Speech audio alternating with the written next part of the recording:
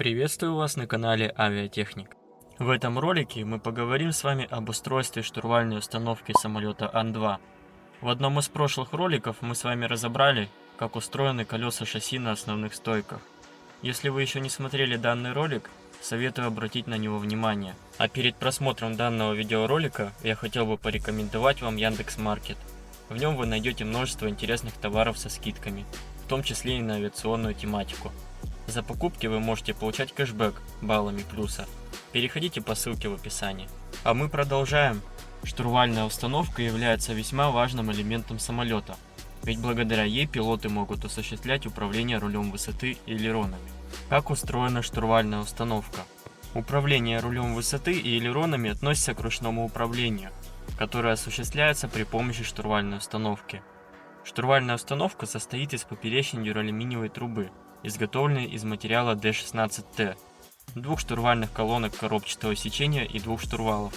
Поперечная дюралюминиевая труба ручного управления с узлами подвешена к внутренним стенкам продольных силовых балок пола кабины пилотов на двух кронштейнах, приваренных к узлам, в которых монтируются обоймы двух шарикоподшипников. Узлы, выполненные из стали, надеты на обжатые концы дюралюминиевой поперечной трубы, приклепаны к ним заклепками. Узлы оснащены приваренными вертикальными стаканами под штурвальные колонки. На левом кронштейне имеются рычаги крепления тросов управления рулем высоты. Штурвальные колонки коробчатого сечения, склепаны из двух дюралюминиевых штампованных профилей конической формы. На нижние концы колонок надеты стальные стаканы с приваренными кронштейнами для крепления роликов управления элеронами. В верхней части колонок приклепаны передние и задние кронштейны, в которых запрессованы обоймы двух шарикоподшипников под ось штурвала. На заднем кронштейне ниже оси штурвала имеется трехгранный прилив, в который головками упираются регулирующиеся болты. Они ограничивают отклонение штурвала под углом 90 градусов. На левой штурвальной колонке спереди на болтах крепится кронштейн с редукционным клапаном ПУ-7. Каждая колонка вставлена в гнездо узла и зафиксирована в нем двумя конусными болтами. С целью ограничения штурвальных колонок на силовых балках пола установлены упоры.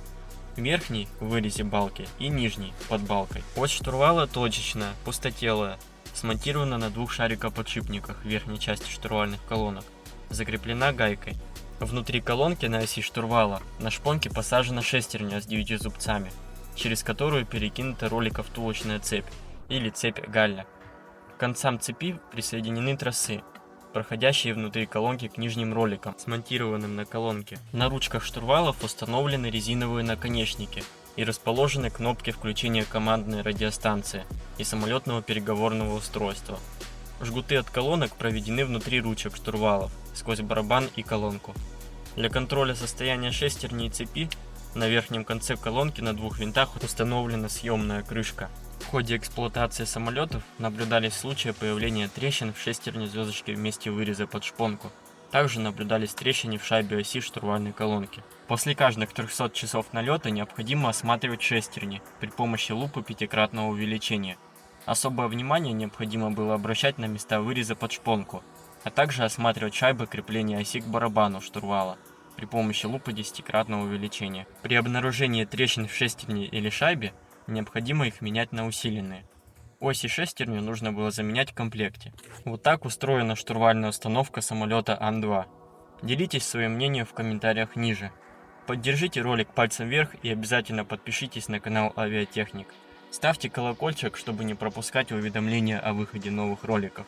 Поддержать канал в развитии вы можете по реквизитам в описании под видео. Всем спасибо за просмотр.